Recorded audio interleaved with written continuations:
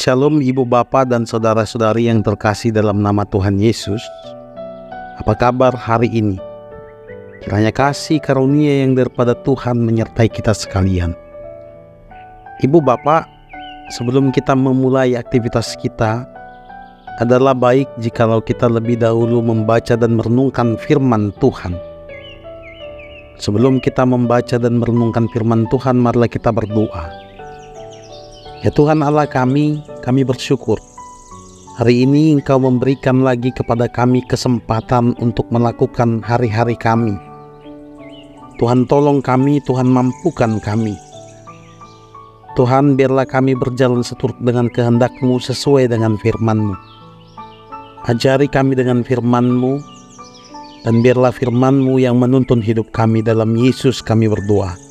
Amin. Ibu Bapak, firman Tuhan untuk kita di hari ini tertulis di dalam Wahyu pasal yang kedua ayat 10b. Demikian firman Tuhan. Hendaklah engkau setia sampai mati, dan aku akan mengaruniakan kepadamu mahkota kehidupan. Dalam bahasa Batak Toba dikatakan, Sai burju maho rasi rasa mate, dungi lehanok kuma tuho tupal haguluani. Demikian firman Tuhan. Ibu bapa dan saudara-saudari yang Tuhan Yesus kasihi, berbicara soal kesetiaan adalah berhubungan dengan kemauan bertahan di dalam kehendak Allah. Kalau kita mengatakan bahwa kita setia kepada Allah, maka tidak ada alasan sedikit pun bagi kita untuk bersungut-sungut dalam segala hal, apapun itu, karena itu adalah kehendak Allah. Ibu bapak, jikalau kita berpikir realistis, tentu terkadang ada banyak hal yang tidak kita setujui dalam hidup ini terjadi kepada kita. Contohnya, penderitaan, sakit, pergumulan hidup, atau kecelakaan, dan banyak hal lainnya. Tetapi ketika orang mau benar-benar setia, maka apapun kondisi dalam hidupnya, dia harus berani mengatakan ini adalah kehendak Tuhan, dan aku harus menyatu dengan apa yang menjadi rancangan Tuhan dalam hidupku. Itu orang yang setia. Orang yang setia kepada Tuhan juga berarti mau melebur dalam setiap rencana Tuhan. Dia kehilangan jiwa berontak dari apapun yang Tuhan kehendaki. Tetapi sebaliknya, walaupun penderitaan yang datang ke dalam hidupnya, dia akan bertahan dan bersukacita dalam penderitaan itu. Ibu bapak, itu jugalah firman Tuhan bagi kita hari ini. Tuhan mengingatkan hendaklah umat percaya setia sampai mati. Firman ini disampaikan kepada orang-orang Kristen di penghujung abad pertama, di mana penderitaan demi penderitaan datang kepada mereka.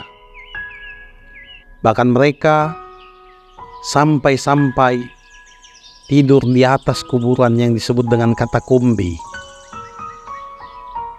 Sebegitu menderitaannya mereka, ada banyak orang percaya pada saat itu yang dibunuh secara sadis dan dibantai. Tetapi Tuhan mengingatkan bahwa mereka harus setia dalam penderitaan itu. Ibu bapak, tentu saja orang Kristen bukanlah bermuara kepada dunia ini. Artinya, semua yang diimani orang Kristen sekarang atau perjalanan iman orang Kristen bukanlah sesuatu perjalanan yang berujung pada dunia ini, tetapi sebuah perjalanan yang berujung di dalam satu pengharapan, yaitu harapan kehidupan sesudah kematian, kehidupan kekal. Seorang teolog yang bernama Jürgen Moltmann pernah mengingatkan ini kembali, bahwa hidup dalam pengharapan itu sangat penting.